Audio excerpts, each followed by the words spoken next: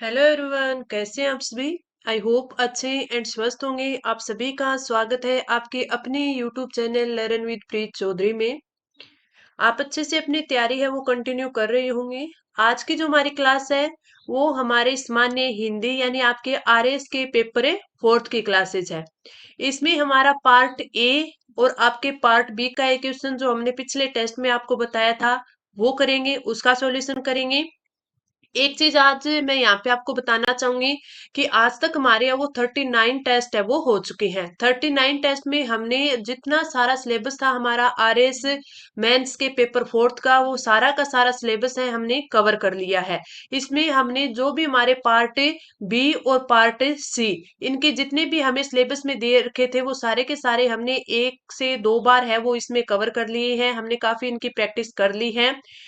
आपके part B या part सी में कोई भी डाउट है, ठीक है, में कोई भी आपकी अधिसूचना विज्ञप्ति या प्रारूप लेखन पत्र लेखन में संक्षिप्तीकरण में पलवन में इन सब में कोई भी आपका डाउट है किसी भी चीज का, तो आप मुझे कमेंट करके बता सकते हैं। मैं उसकी ज्यादा आपको प्रैक्टिस से करवा दूंगी। दूसरी बात ये कि हमारा एक बार सिलेबस पूरा हो चुका है, हमने 2 से 3 बार है इसके अलग अलग क्वेश्चंस करके है वो इसको अच्छे से कवर कर लिया है। अब मैं आपका वीक में आपकी 3 क्लासेज है इसकी आरएस मेंस पेपर फोर्थ की लेकर आऊंगी, जिसमें आप मेरे को बता सकते हो कि आपको ओनली पार्ट बी और सी करना है या फिर आपको पूरा फुल लेंथ टेस्ट करना है, जिसमें आपके पार्ट ए के जो 50 नंबर का होगा वो, या पार्ट बी का होगा आपका 50 नंबर का, और पार्ट सी ये आपको आपका 20 नंबर का होगा। ठीक है, तो ये सारे आपको फुल लेंथ टेस्ट में करनी है या फिर आपको ओनली पार्ट बी और सी की प्रैक्टिस करनी है, वो आप मेरे को कमेंट करके बता देना। उस हिसाब से मैं आपकी तीनों क्लासेज, जो वीक में आपकी 3 क्लासेज होंगे 3 टेस्ट होंगे, वो मैं आपके ऐसे बना दूंगी। तो जिस प्रकार आपको प्रैक्टिस चाहिए, जिस प्रकार आपको प्रैक्टिस करनी है कि आपको फुल पेपर की करनी है कि आपके हाँ व्याकरण भी आपकी कवर होती रहे और आपके पार्ट बी और पार्ट सी है वो भी कवर होते हुए रहे, तो वो आप मेरे को कमेंट करके बता देना। वरना अपन है वो पार्ट बी और सी की है वो प्रैक्टिस से करेंगे। दूसरी बात आपके लिए ये थी कि जिन बच्चे आरएस मेंस तो दे रहे हैं उसके साथ साथ जूनियर अकाउंटेंट भी दे रही हैं, तो उनके लिए मैं अभी जूनियर अकाउंटेंट हो गया, आपका संगणक हो गया, इनके लिए है आपके पार्ट ए यानी राजस्थान जीके, और जीके में सारा आपका जीके का जो पेपर होएगा वो सारे के सारे के है मैं टेस्ट सीरीज है वो स्टार्ट करने वाली हूँ। तो अगर आप जूनियर अकाउंटेंट संगणक इनका भी एग्जाम दे रही हैं तो आपके लिए ये टेस्ट सीरीज है वो काफी हेल्पफुल रहने वाली है, तो आप उसे भी जरूर देख सकते हैं। तो चलिए आज की क्लास है वो स्टार्ट करते हैं। सबसे पहले जो हमारा क्वेश्चन दिया हुआ है वो दिया हुआ है हमें विलोम शब्द का। 5 इसमें विलोम शब्द दिए गए हैं और 5 अंक के हैं, इसमें हमें इनके विलोम बताने हैं। सबसे पहले में दिया गया है मूक।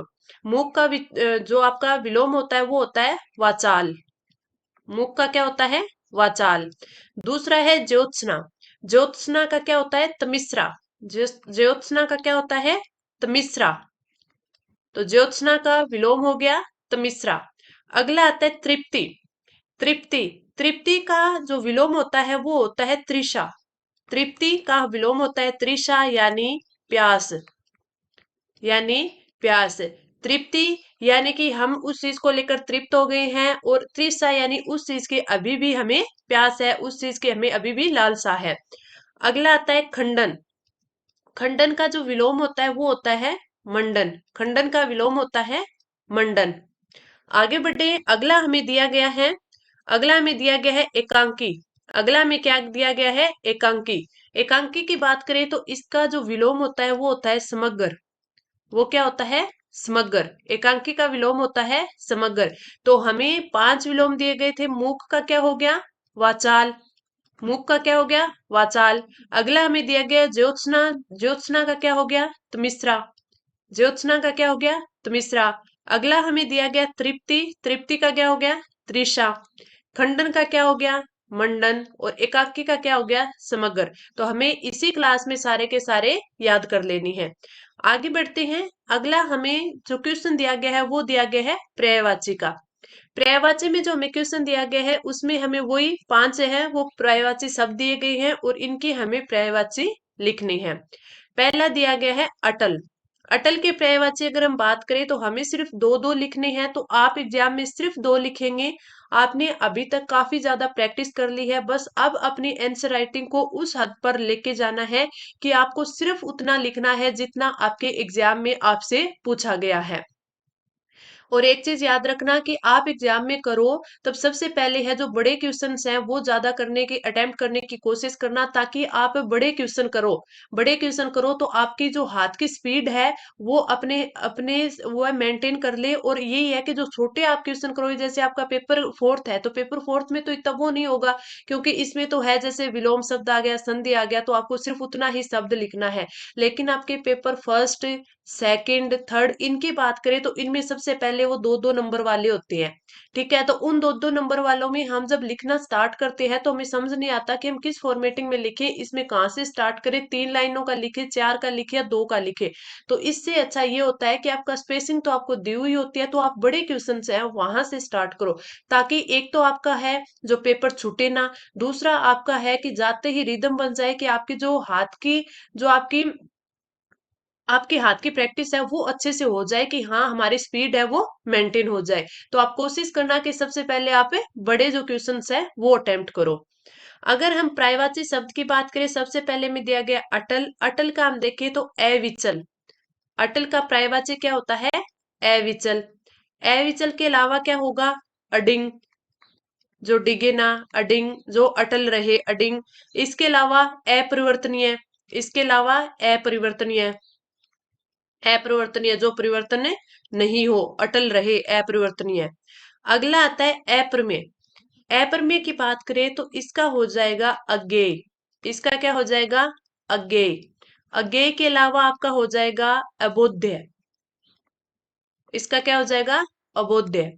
और इसकी बात करें तो अप्रमेय का और हो सकता है अमाप्य। अमाप्य। अप्रमेय की और बात करें तो अप्रमाण्य। अप्रमाण्य, तो ये आपके क्या हो गए? ये आपके अप्रमेय के पर्यायवाची हो गए, जिन्हें आप अच्छे से याद करोगे। अप्रमेय, अज्ञेय, अबोध्य, अमाप्य, अप्रमाण्य। अगला आता है तटस्थ। अगला क्या आता है? तटस्थ। तटस्थ की बात करें तो ये होता है निष्पक्ष। जो तटस्थ तटस्थ रहे, जो निष्पक्ष निष्पक्ष रहे।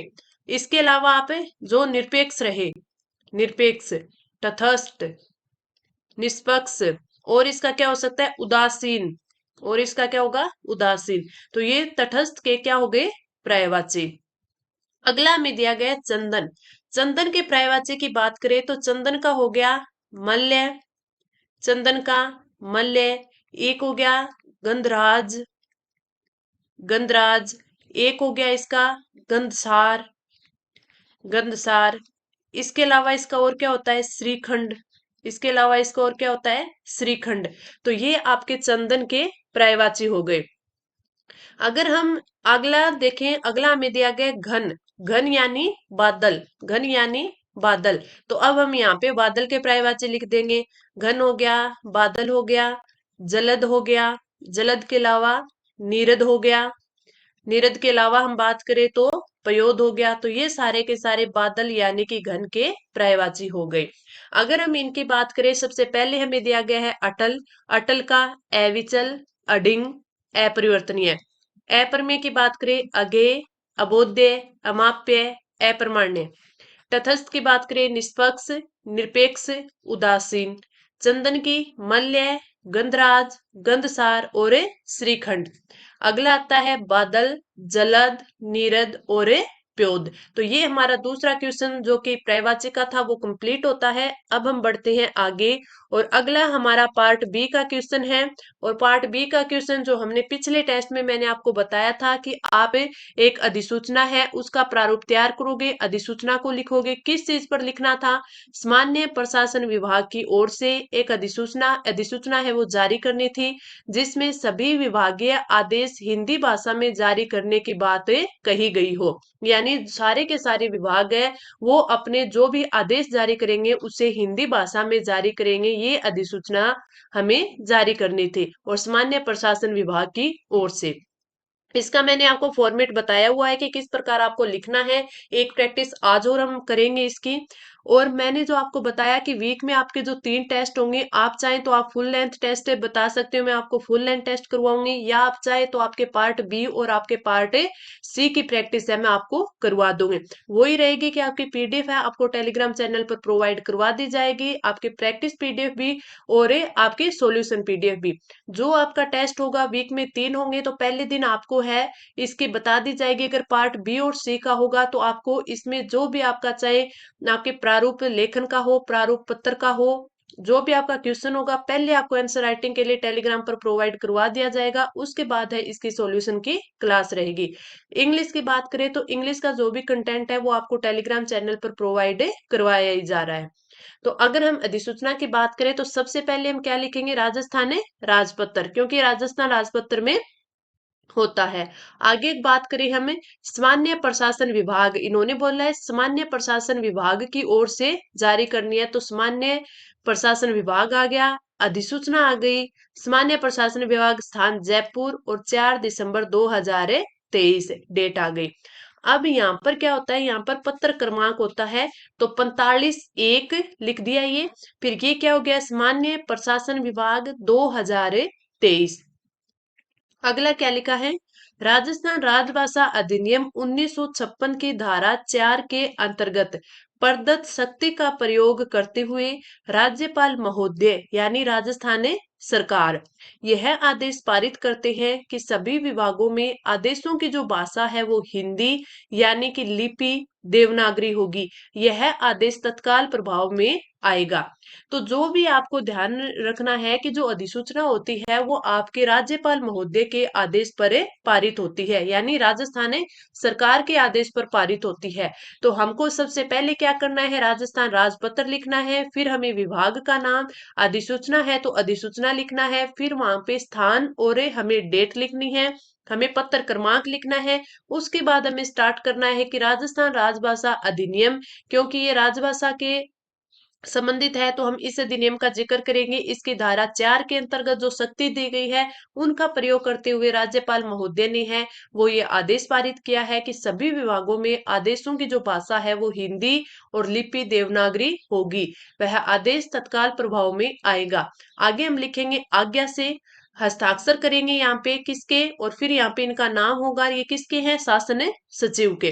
ठीक है, तो शासन सचिव के साइन हो जाएंगे और यहाँ पे उनका नाम लिखा जाएगा और यहाँ पे उनकी फिर वो सील आ गई।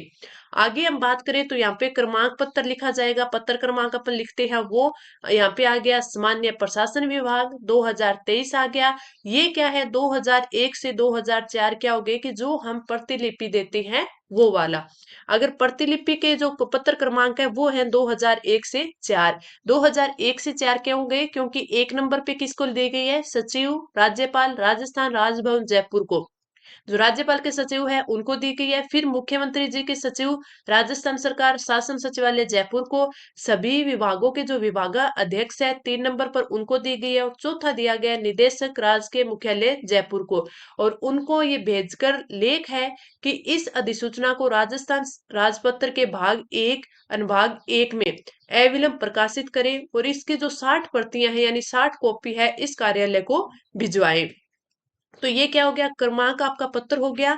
ठीक है, यहाँ पे सामान्य आपका विभाग का नाम आ गया। फिर यहाँ पे आपके 2001 से 2004 सॉरी 2000 201 से 204 का मतलब आप समझ गए कि जो आपको प्रतिलिपि दी गई है 201 202 203 और 204, ये आपका क्या है, पत्र क्रमांक है। तो ये हमने प्रतिलिपि दे दी और लिख दिया कि सूचनार्थियों को आवश्यक कार्यवाही हेतु जो यहाँ पे पत्र क्रमांक लिखा जाता है उसके सामने ही डेट लिखी जाती है, तो हमने डेट लिख दी।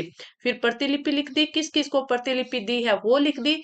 एक चीज आपको वेरी मोस्ट इंपोर्टेंट आप ध्यान रखना कि जब भी आप किसी को कॉपी देते हैं यानी प्रतिलिपि देते हैं, ठीक है, तो आपने जो भी लेटर लिखा हो, अधिसूचना लिखी हो, जो भी लिखी हो, तो यहाँ पे जो आपके साइन होंगे वो के सेम है प्रतिलिपि के नीचे भी होंगे। तो ये देखिए, जैसे ही हमने प्रतिलिपि दी, प्रतिलिपि के नीचे भी हमने है ये साइन है वो दे दिए।